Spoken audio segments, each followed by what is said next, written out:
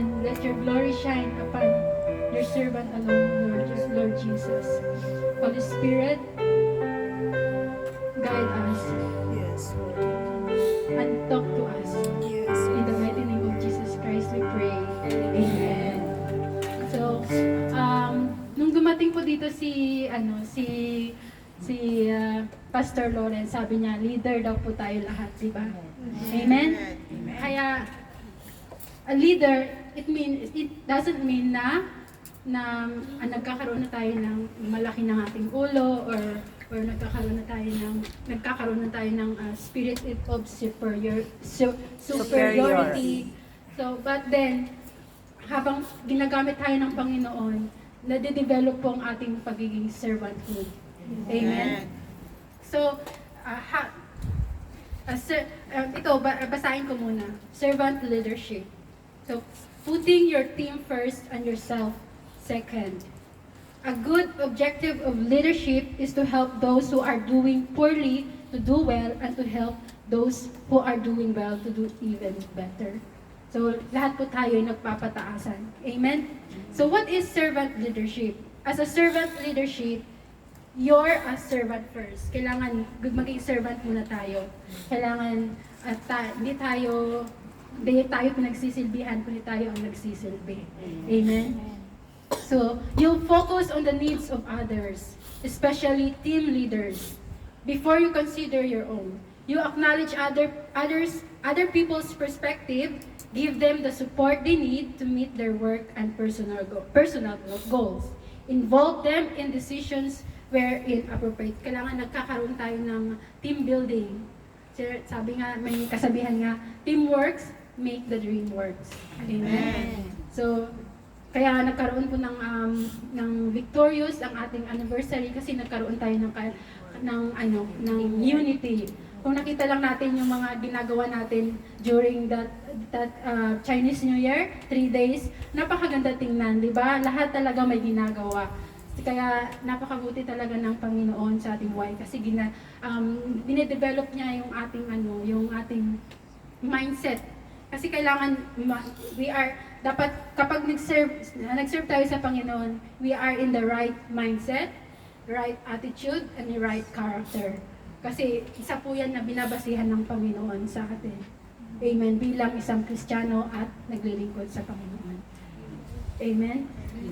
Yung binasa ko lang yun kasi tinuro ko yun ni Reb. Ni-remind ko lang. Amen. So, ang ating please po. So, ang ating ang ituturo po ngayon, tuturo ng Panginoon sa atin. Una po ako ang tinuturuan dito. Amen. Kaya habang nire-review ko to, parang inaano yung heart ko. Parang binibreak niya yung heart ko. Kasi minsan nakakalimot talaga tayo. Amen? So, ang ating pagtuturo ngayon is, basahin muna natin ang salita ng Panginoon sa Ephesians 6. Iyan na natin. Minimize. Thank you. Ephesians 6, verse 7 to 8. Serve wholeheartedly as if you were serving the Lord, not people, because you know that the Lord each one for whatever good they do, whether they are slave or free. Another one, please.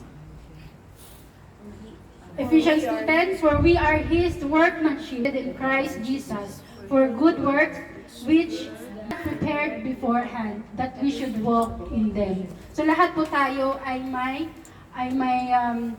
nakaatang na responsibility sa atin ng Panginoon bilang isang kanyang lingkod. Once we received Jesus, we became a servant, His servant. Amen?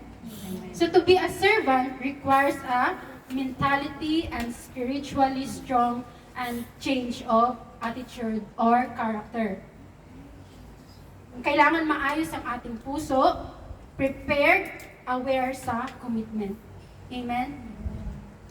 So, God is more interested kung bakit or ang dahilan kung bakit natin ginagawa ang isang bagay. Hindi yung kung ano ang ginagawa natin sa Kanya. Ginagawa natin. So, our attitude or character counts more than our achievements. Amen? So, today, sa totoo lang, sa totoong naglilingkod, ay naglilingkod sa Panginoon with the right mindset of attitude. So, real servants serve God with a mindset. Meron po tayong 5 attitude ng real servants. Una po, servant think more about other than about themselves.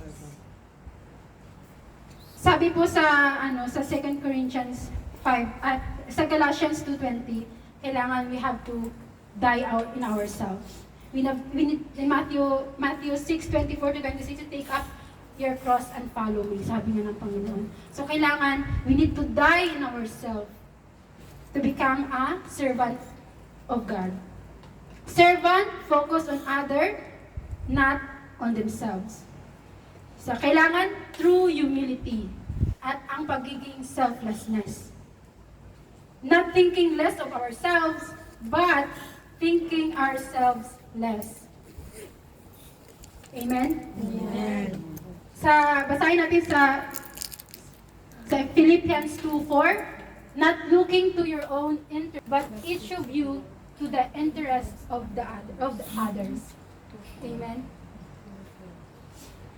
Katulad po ni Jesus sa Philippians 2:7-8, like Jesus, hinubad pagiging kapantay ng Diyos.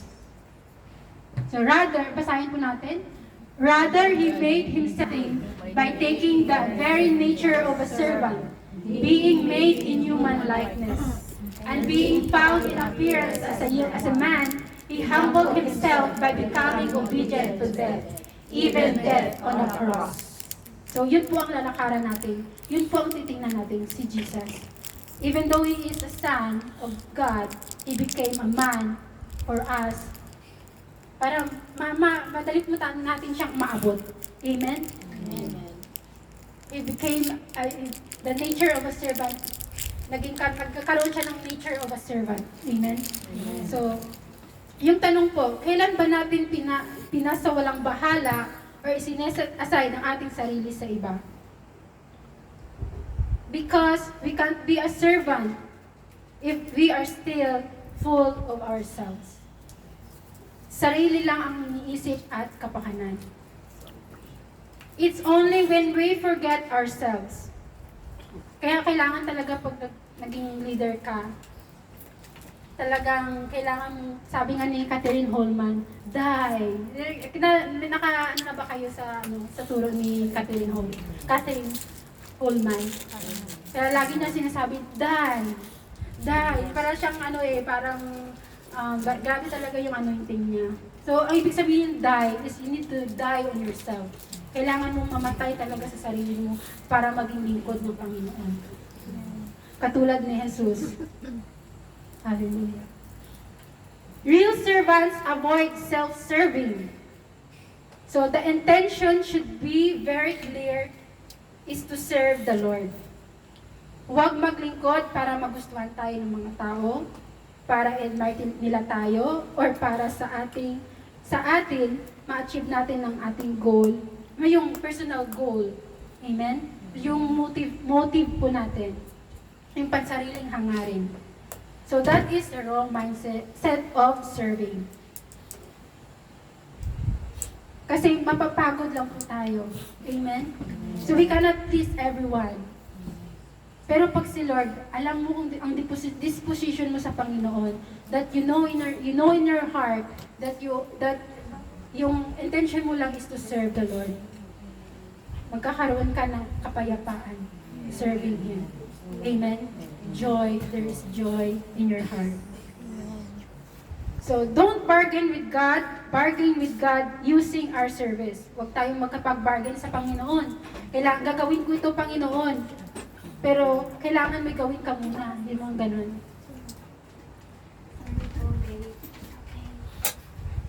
So, real servant, don't try to use... Basahin natin. Real servant don't try to use God for their purposes. They let God use them for His purpose. Amen? Because it only benefits us. God is still God. At hindi mababawasan ang kanyang kalwalatian at kadakilaan kung hindi ka magsiserve sa kanya. Amen?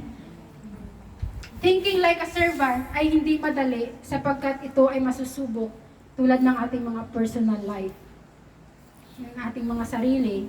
Amen?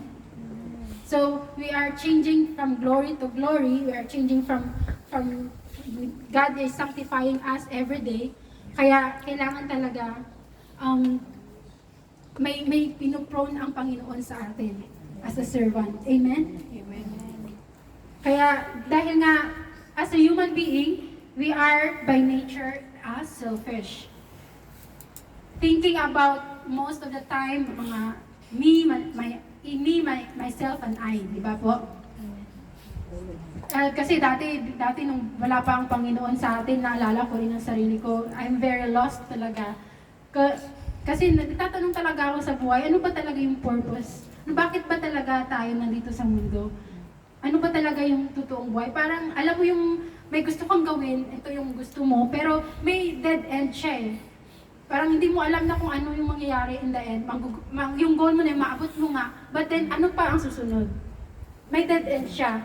Pero pag nandito ka sa Panginoon, pag nakita mo na yung real purpose mo sa mundo, itong pagsaserve sa Panginoon, we know that after this life, makakasama natin ang Panginoon in eternity. Amen? Kaya, I'm very blessed and I'm very, na nakarating po ako dito sa ng Panginoon kasi nakita ko talaga yung purpose. I have so many, dreams in life before. Kasi bata pa tayo, wala ka namang pamilya, parang dami mong gustong gawin. But then, nung kilala ko ng Panginoon, talagang, nakita ko rin yung mga weaknesses na kailangan ko rin i-improve sarili ko na spiritually. Kasi akala ko dati okay na ako, pero I am very lack of wisdom pala. Kaya marami palang dapat pa akong matutunan in myself na kailangan ko i-improve. Kasi I'm very weak emotionally pala. Kasi I'm very sensitive person. So, but then nung nakita ko na yung purpose ko sa buhay is to know God, to know Him first, and to know myself in Christ Jesus, and doon ko talaga yung whole acceptance as who we are, mga past natin, yung nangyari sa ating buhay, may mga purposes pala yun. So dito natin nakikita yung ating mga purpose sa buhay, which is very, yung calling natin sa Panginoon ba na siyempre, sino ba tayo para tawagin niya, di ba? Makasalanan tayo, at saka ang dumi-dumi ng mga iniisip natin, at saka puro tayo makamundo. But then, tinawag tayo ng Panginoon. Amen. So, think sana tayo. Matthew 5:41. Sabi dito nga, someone drags you into court and sues for the shirt off your back, wrap your best coat and make a present of it. And if someone takes unfair advantage of you, use the occasion to practice life. Ibig sabihin po niyan is, we can measure our servant heart by how we respond when others treat us like a servant. So, we need to have patience and understanding and have humility. So, ito po yung verse na to, ang question po dito is, how do we react when you're taken for granted, disrespect, and unappreciated? So ito po yung answer. If anyone forces you to go 1 mile, go with them 2 miles. So extra miles, magkakaroon tayo ng extra miles. Kailangan magkaroon tayo ng more understanding, more patience sa kapwa natin, kasi tayo na nakakaintindi, di ba? Nabuksan na yung isip natin spiritually. Kasi hindi na tayo nakikipag-away sa flesh.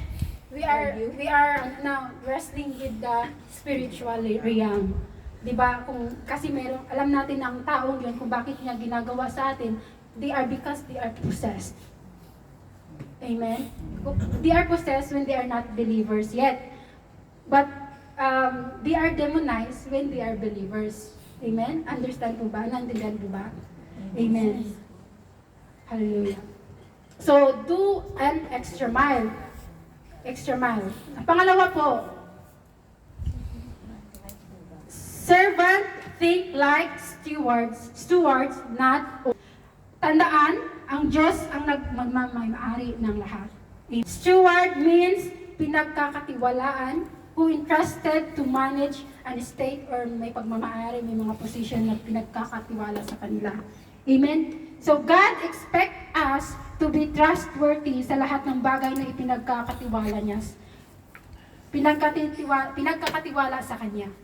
Amen? Sa 1 Corinthians 4:2, now it is required that those who have been given a trust must prove faithful. So lahat po na pinagkakatiwala sa atin na meron tayo, pinagkatiwala po yan sa atin ng Panginoon. Dahil alam niyang gagamitin natin ito para sa kalawalatian niya, sa templo niya. Amen? So how do you handle your resources God has entrusted to you? Sa paglilingkod, kailangan natin isettle ang issue how to handle our money or possession in life. Sabi dito ni Jesus sa Luke 16:13, no one can serve two masters. You will hate the one and love the other, or you will be devoted to the one and despise. You cannot serve both God and money. So we cannot serve both God. So meron pa talaga, di ba? Alam natin sa sarili natin, sinusuri natin minsan yung sarili natin na hindi pa tayo fully committed sa Panginoon. Amen. Always think na we cannot serve God. We cannot serve God both. We cannot serve both God and money. We cannot have two masters. So ano yun ang masters natin? Kailangan natin suruin natin. Ano yung mga nagkakaroon ng balakid sa ating paglilingkod sa Panginoon. Amen? I know naman lahat committed dito, but I believe din na hindi pa talaga binibigay ang lahat-lahat. Amen? But then God wants us to fully committed. Kasi lahat tayo may may potential. But then mayroon talagang naghihinder sa atin kung bakit iyon. Ang makakasagot nun ay sarili lang din natin. Amen? So, number 3, hindi na. No, sorry. Ayusin ang pinapahalagan sa buhay. Huwag paalipin sa salapi. Suriin ang sarili, magkaroon ng malinis na puso, be generous, lalo na sa Panginoon. Lalo na sa templo ng Panginoon. Kasi kailangan po ng church ang suporta natin lahat. Amen? So, mahirap pagbigay ng pera lalo na sa pagmalaki. Amen? Money has the greatest. So, ito. When Jesus is your master, money serves you. But if money is your master, you become its slave. Amen? So money has the greatest potential to replace God in our life. By being materialism, or having a worldly passion. Yung kung ano-anong mga trending ngayon sa mundo, di ba? Nakikiuso tayo. Amen? Hallelujah. So, kapag, laging nariman sa akin ng turo ni Rem, kailangan tayong maging classic. Kasi classic doesn't, hindi yan nawawala yung classic. Na magsuot tayo ng classic na damit. Kasi yung trending ngayon, mawawala din yan agad. Pero pag nag-wear tayo ng mga classic clothes, kasi hindi nawawala talaga. Amen? Simplicity is beauty. Hallelujah. Ano na yun tayo?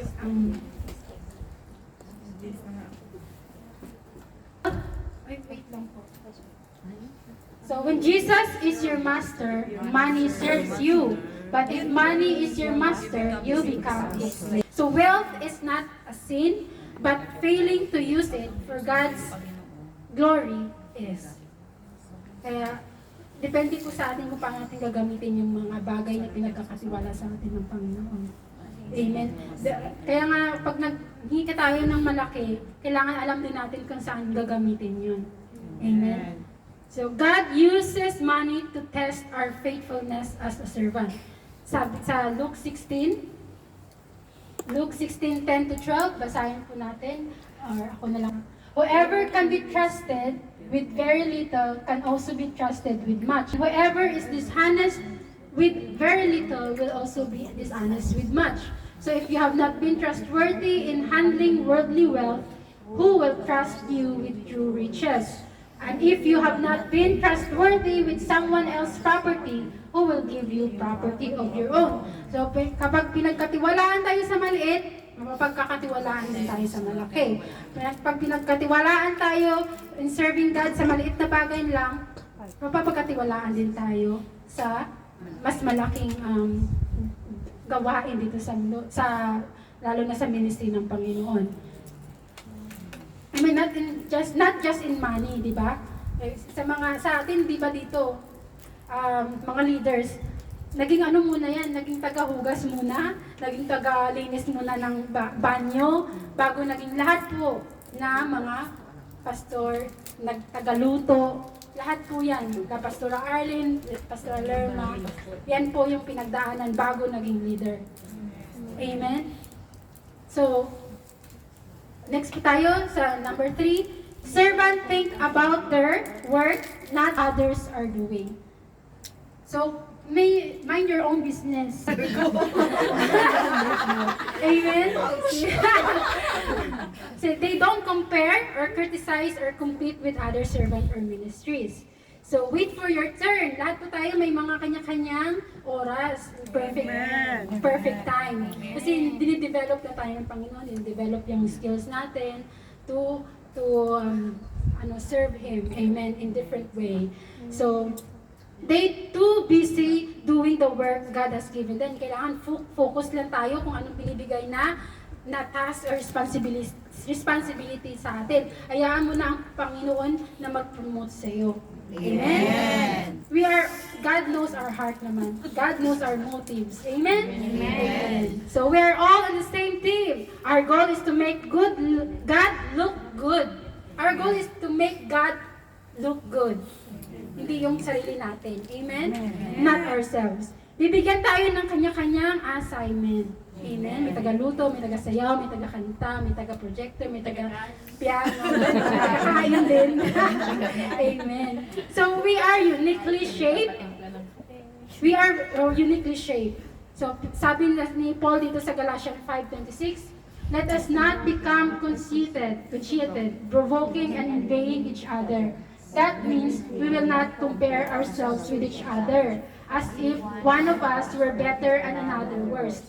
We have far more interesting things to do with our lives. Each of us is an original. Amen? We are an original. Unique tayo. Lahat tayo may kanya-kanya tayong potential na nakalaan dito sa ministry. Amen? Hallelujah. Sabi nga, pag masyado tayong nagmamadali, sabi may nauunat na huli, may nauulit na una. Amen. Hallelujah. So,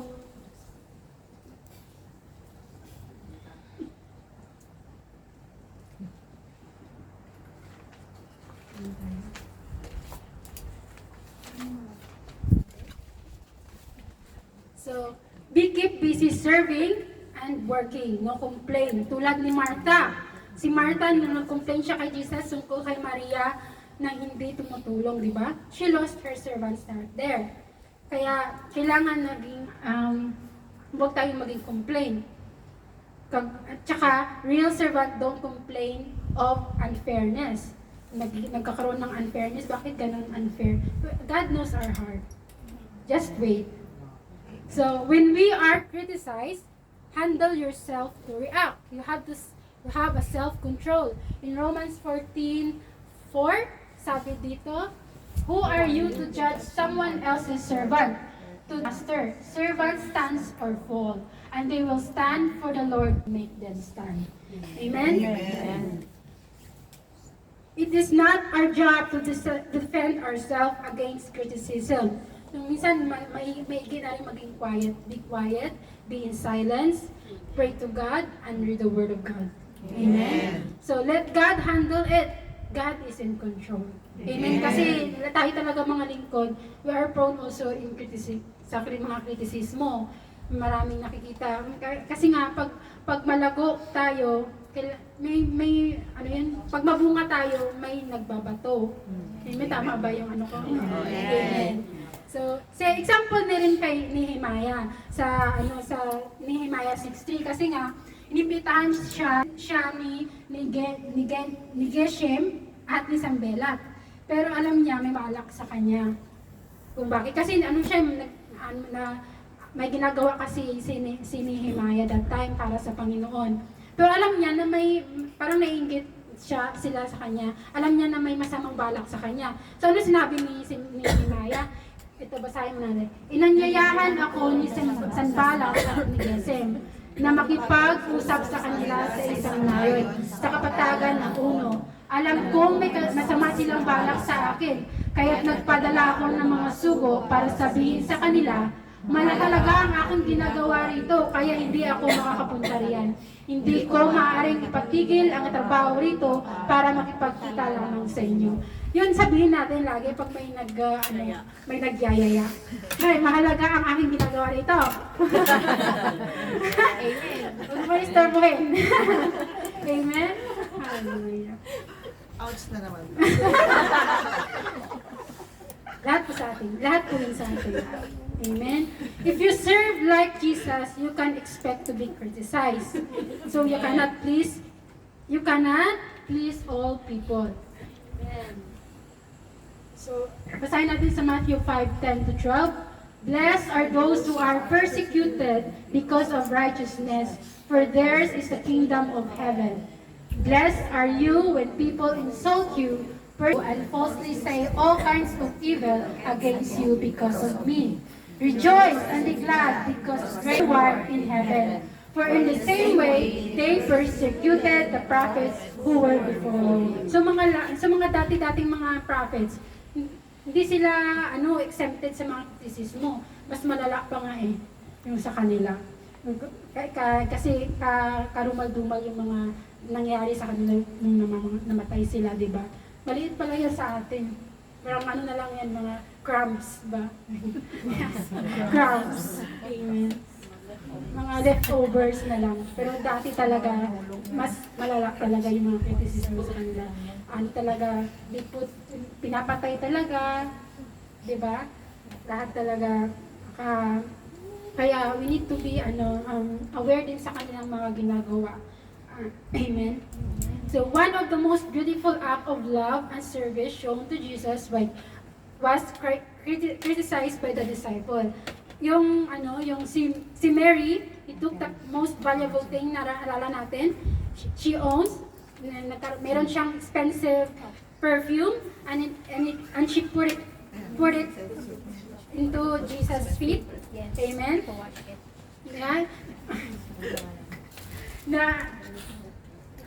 Basahin natin.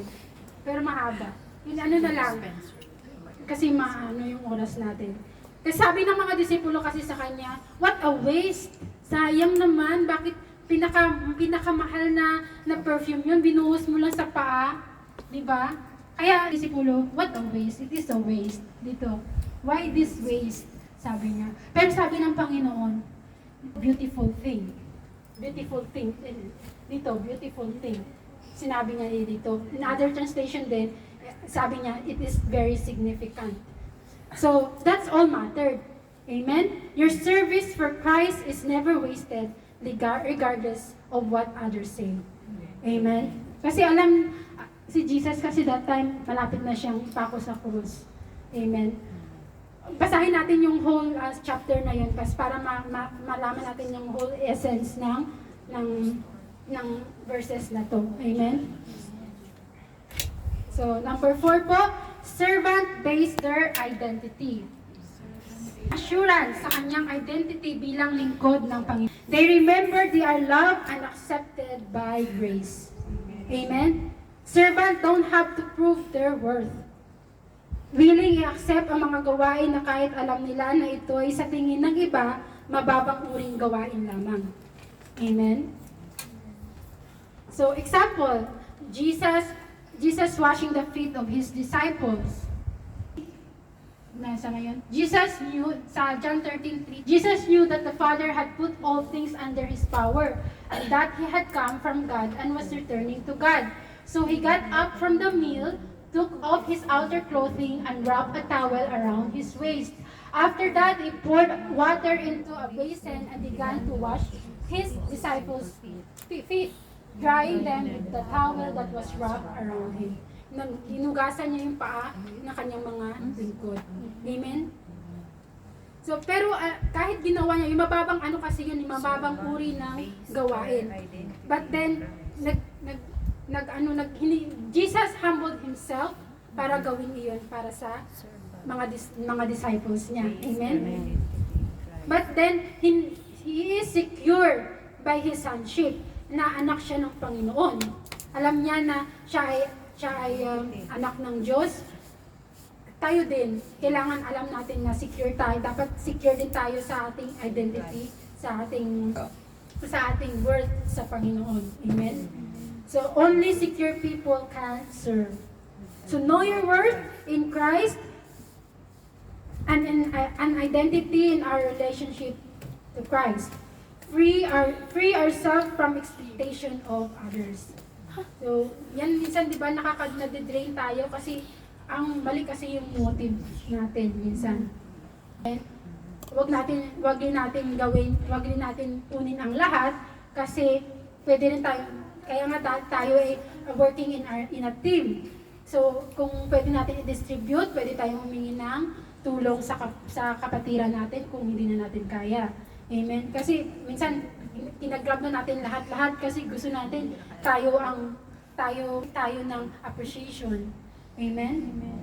So free ourselves from the expectation of others so that you allow to yourself to really serve God as in our best.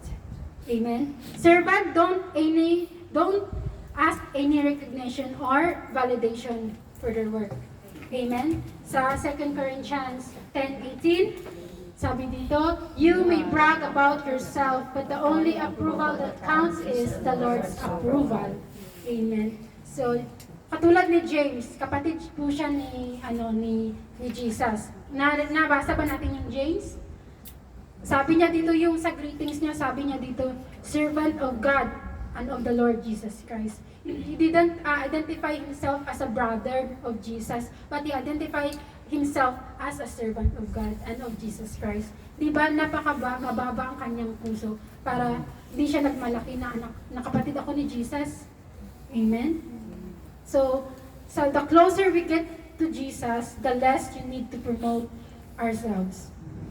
Mas nakikita natin yung ating sarili, di ba kasi habang nakikilala natin ang Panginoon, pinapurify niya tayo, nagkakaroon tayo ng realization about ourselves, kung gaano tayo karumi sa Panginoon. Kaya nagkakaroon tayo ng humbleness, nagkakaroon tayo ng contrite heart, yung godly sorrow na tinatawag. Kasi alam natin na sa ating sarili na may something, there is something wrong in our heart. Amen? Amen. Last na. Servant think of ministry as an opportunity, not an on. So, dito sa Psalm 102, sabi dito, worship the Lord with gladness, come before Him with joyful songs. So, lahat kailangan masaya tayo na lilingkod sa Panginoon. Ang binibigay na task or responsibility sa atin, dapat hindi yun magiging burden sa atin. Amen? Dapat may joy tayong ginagawa. Amen? Kaya kapag sinabihan tayo ni Rev na gawin mo ito, ibig sabihin, may nakikita na yan si Rev sa'yo, you have that potential na. So, worship the Lord with gladness. Worship, hindi lang ibig sabihin nyo na nagtataas tayo ng kamay, or worship, pwede rin yun sa ating ginagawa. Amen? So, come before with Him with joyful songs. Joyful songs. Ibig sabihin, kailangan natin mag-rejoice. Kasi, sino ba tayo para gamitin? Di ba? Sino ba tayo para gamitin ng Panginoon para buksan niyang kalangitan para tayo maging lingkod niya? Amen?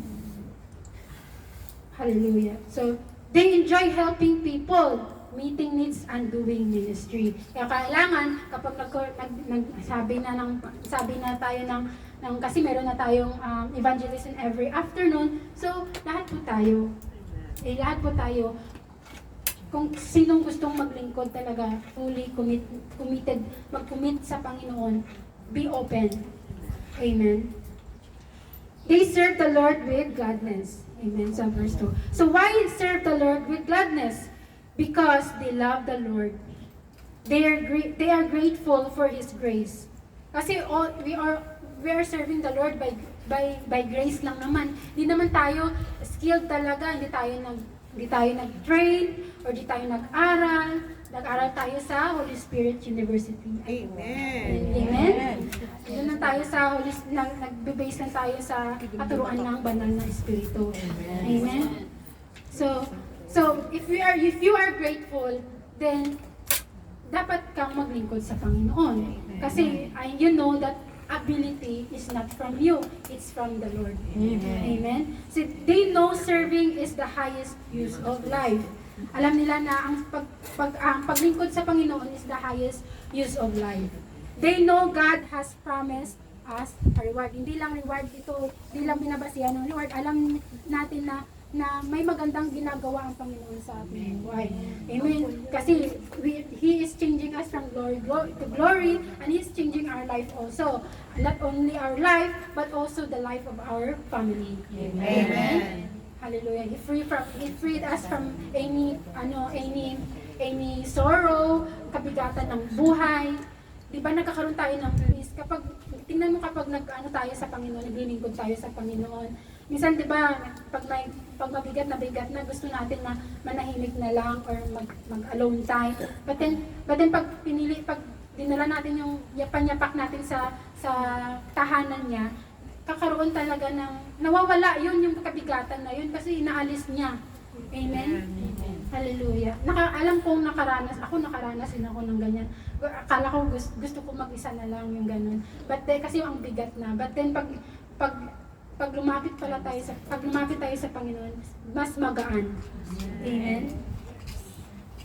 So, hindi lang yung reward na yung money or kung anong mga bagay, spiritually, mentally, physically, yun mga reward ng Panginoon sa atin. And most of all is salvation. Amen? Salvation ay pinagkaloob niya through Christ Jesus. Hebrews 6:10. For God is not unjust. Do not forget how hard you have worked for Him and how you have shown your love by caring for other believers as you still do. Amen. Diyan po ang nagtatapos ng ating katuruan. More. More. Hallelujah. So, mayroon po tayong kanta na ihanda. So, this is like a prayer. Kagahapon talaga, ano kaya pa kanta ko? Tinatanong ko talaga yung Holy Spirit, ano kaya pa kanta ko? Bigla na lang nag-pop up sa mind ko habang may ginagawa ko na Father's Hand. Ano pa yung lyrics ng Father's Hand? Sinerge ko talaga siya. And then, nung pinatugtog ko siya, iyak ako ng iyak. So, this is like, this song serves as our prayer to God. So, we need to sing it with all our heart, and alam natin ang Panginoon ay gagawin sa ating buhay. Amen. So, hallelujah. Father's Hand. Kala ko Father's Hand. Iisip ko rin. Father's Hand. Tayo natin ang song na ito.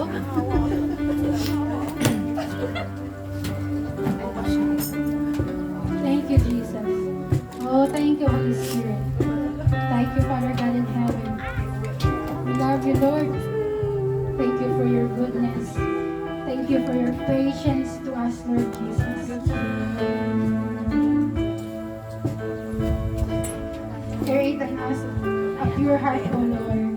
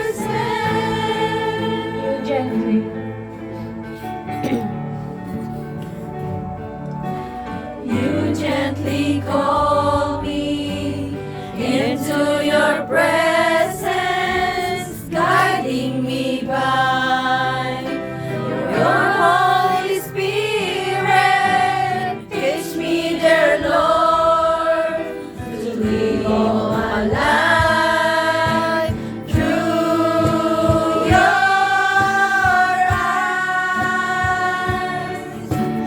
I'm captured by your holy calling. Set me apart. I know you're drawing me to yourself. Lead me, Lord, I pray. I'm captured by your holy calling. Set me apart. I know you're drawing me to yourself. Lead me, Lord, I pray. I'm captured by your holy calling. Set me apart. I know you're drawing me to yourself. Lead me, Lord, I pray. Take me, mold me, use me, fill me. I give my life to the Father's hand. Hold me, guide me, lead me, walk beside me. I give my life to the Father's hand. Hallelujah, Father God in heaven. Alam ko, Panginoon, na mangusap ka, Panginoon. Turn this song sa iyong mga lingkod, ni Jesus. Give us a teachable heart, O Lord. Give us a heart of servant, O Lord. Alam namin, Panginoon, wala kaming kakayanan gawin iyon, Panginoon. But by through your leading, Lord Jesus, through your Holy Spirit, who is guiding us, makakaya namin, Panginoon. Make ourselves available to you, Lord. It is not our ability, but our availability para sa Panginoon. Break our heart, O Lord. Break our heart so that we know na ikaw lang kailangan namin, Panginoon. In serving you, Lord Jesus, give us a pure heart, Lord. Pure intention and pure motives in our heart and in our mind, O Lord Jesus. We are nothing. We are nothing, O Lord. Para sa iyong karian, para sa mga nawawalang kaluluwa, Panginoon, gamitin mo po ang lahat, Lord Jesus. Oh, open your heaven, Lord Jesus. Para pour out your anointing, Lord Jesus. Pour out your spirit into our hearts, Lord Jesus, na mabuhay. Empower us, Holy Spirit. Empower us. And let us die on ourselves in serving you, Lord. Because the highest purpose of our life is to use you, Lord. To use us as a servant. Makita namin ito, Panginoon, spiritually. Naway mabuksan, Panginoon, ang aming kaisipan spiritually kung bakit kami narito sa mundo ito. Is to serve one another, Lord. To have a compassion heart in each every one of us. Magkaroon kami ng puso na ang haring Panginoon ay maligtas ang lahat, O Lord. Alam namin na lalapit na, Panginoon, ang pagdating mo, Panginoon. Kaya ikaw, Panginoon, alam namin may gagawin ka. For greater is He that is within us than he that is in the world. Use us, Lord Jesus, as a vessel, as a messenger, Lord, of your good works in our life. Oh, Holy Spirit, pour out your anointing. Touch the lips of your children and speak your goodness sa buhay namin, Panginoon. Oh, people of God, open your mouth and the Lord will fill it.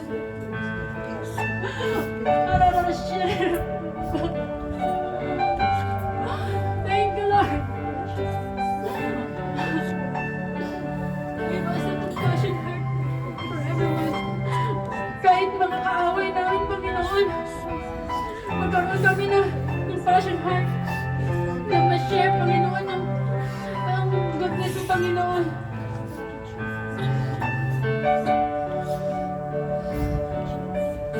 Alam namin, Panginoon, nakikita mo ang aming mga puso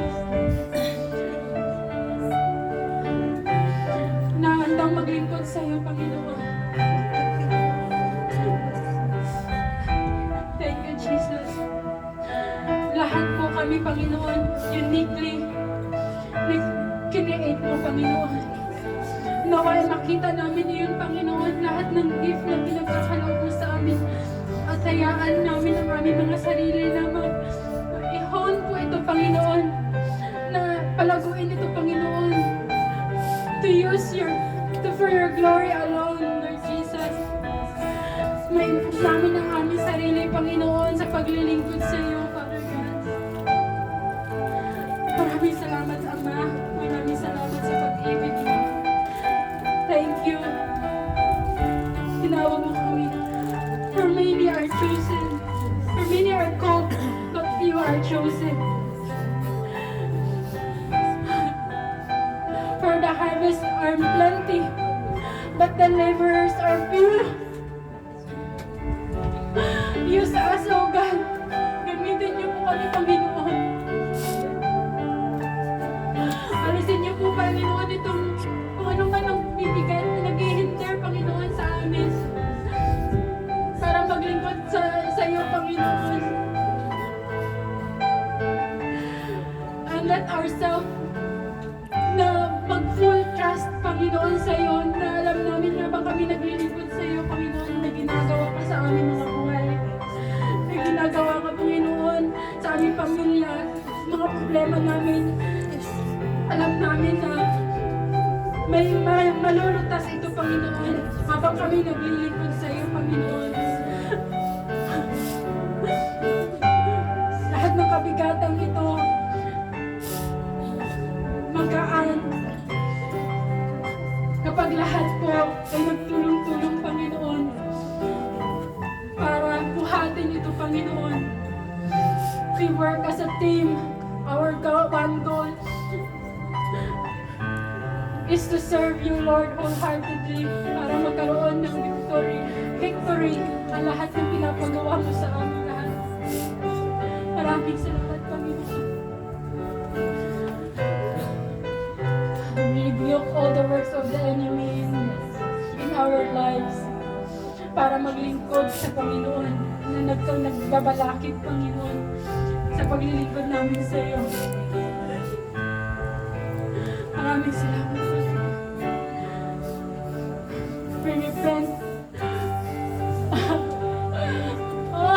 We repent for our sins, Lord. Lahat ng karumihan namin, Lord. Hindi hingi namin ang kapatawaran nito. Renew our mind, Lord. Refocus our mind into you, Lord Jesus. Jesus, mag-ari ka, Panginoon, sa amin. Mag-ari ka, O God. Oh, Holy Spirit. Holy Spirit, guide us, lead us. Hallelujah. Thank you, Jesus. Maraming salamat, Panginoon. Lead us in the path of righteousness, Lord. Thank you, Father God, Holy Spirit. Hallelujah, fire of God. Tupukin ang lahat ng gawa ng kaaway sa aming mga buhay. Lahat lahat ng mga negative thoughts, tinatanim ng kaaway sa aming mga kaisipan. In the mighty name of Jesus. Hallelujah, Lord.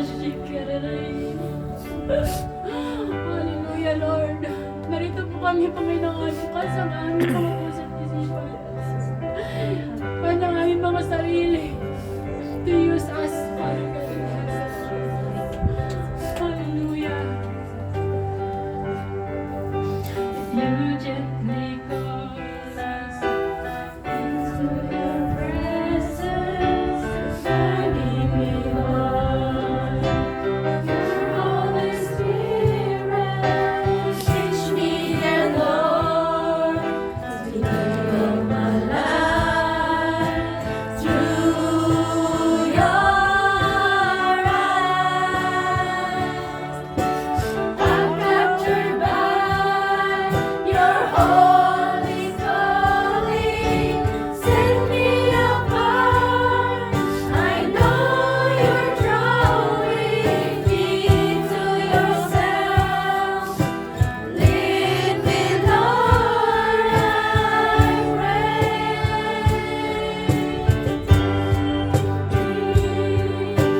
Mold me, use me, fill me. I give my life to the Father's hand.